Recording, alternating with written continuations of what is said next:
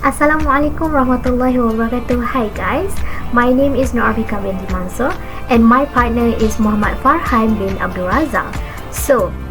We will give a task to explain about muamalat principle in capital market. We have chosen Al-Ijara as our part.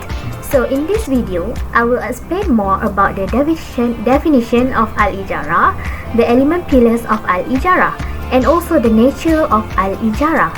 And my partner will explain more further about the condition of Al-Ijara, the financial instrument of Al-Ijara, and also the current issue related to Al-Ijara. So not to waste our time, let's get started. I hope you guys enjoy our video. Thank you. First thing first, let's see the definition of Al-Ijara. Literally, Ijara came from the root word which means compensation, or it also means the sale of usufruct. But technically, Ijara is a contract of purpose and non-usufruct with a specific and lawful return or compensation for the effort of work which has been expended. It is used to express the sale, which is in Arabic we call it as buy, of a known benefit in return for its known equivalent. As for additional info, what is usufruct? So, usufruct is the usage of shelter for house or transportation for vehicle and others for a fee. What is services?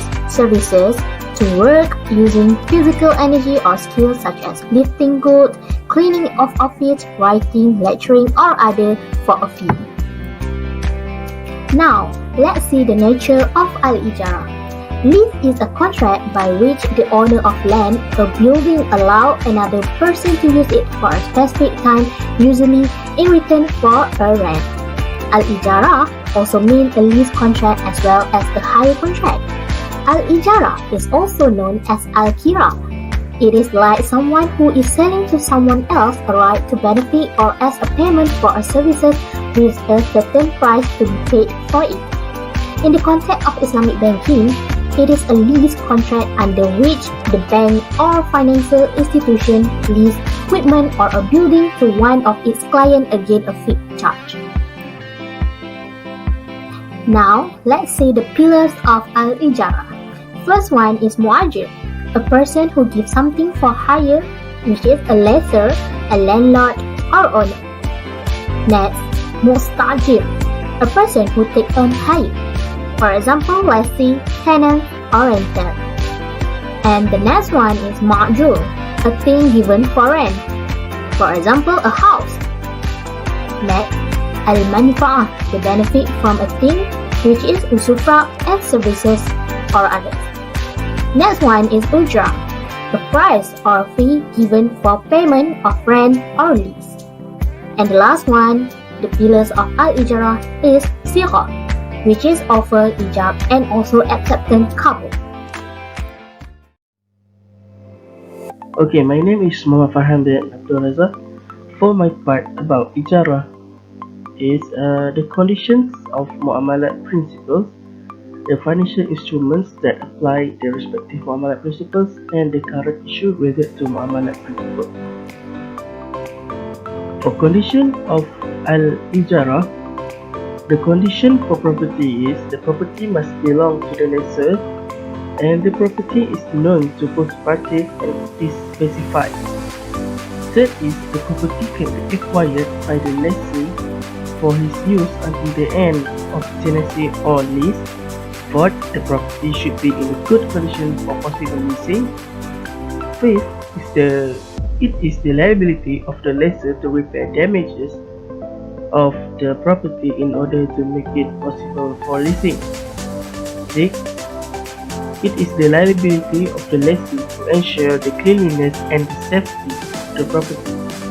Number 7 is the liability of the lessee over the property under the concept of trust, which is mean wadi'ah yad amanah. However, in the case of damages due to his negligence, the lessee is liable to pay the compensation. The lessee cannot lease the property to another tenant and the second contract is considered as illegitimate. The sale of a leased property is legitimate. However, the lessee has the right to use the property until the lease contract has expired, where the property will then be submitted to the buyer. And lastly, the concept of al-wadi'ah applies when the lease contract has expired and the lessee is still holding the property. Next, we move to the conditions for usufruct. The use of the service can be valued with money. The usufruct must be valid according to Islamic commercial law. The lessee should be able to make use of the property on lease. The usage of the property should be made clear in order to avoid any argument. The usufruct is not entitled the lessee to own the property. The lessee is not obliged to inform the lessor his intention for using the property, except in the case of possible destruction. And lastly, the usufruct of property beyond its normal usage is considered as an act of intention. Now we move to the condition for payment. The amount of payment of rent must be known. If the payment is not in form of cash money, the goods in return must be specified, quantity, type and its characteristics. The payment of rent can be made in advance. The condition for payment does not prescribe to be paid in advance. The payment begins when usufruct starts. If the payment is made on daily, weekly or monthly basis, the payment should be made at the end of 3 weeks unless otherwise stated on the agreement. If the property cannot be used, the payment is not obliged upon the user. Lastly, for the condition is the condition for sirah. The contract of offer and acceptance should follow all the conditions of the contract of sale in Islam.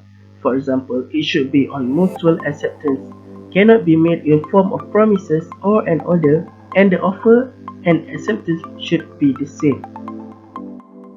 For modern implication in this muamalat principle is firstly the simple ijarah, second is aitab, thirdly the musyarakah mutanakisah, next is ijarah based credit card, sukuk ijarah and ijarah rental swap. The current issue that I find is the hell or high water clause is a typical lease contract that describes an independent and absolute contractual obligation to the lessee. The term means an action or obligation that must be performed no matter what happens in spite of all difficulty. In a leasing transaction, typically involving physical assets with complex technical designs such as equipment or aircraft, the lessor would trigger a mandatory prepayment by the lessee when the asset experiences serious malfunction or total loss defect, instead of repairing the asset to bring it back to good working condition. This is clearly contradictory with the sanctity of the ijarah contract. In Islamic finance, the owner is responsible to ensure the physical asset capable of generating the usufruct to justify the substantiate the rental payment.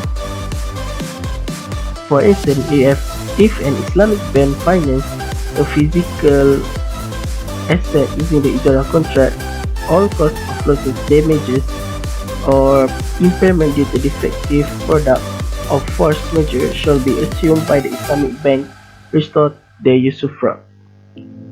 That's all from me. Thank you.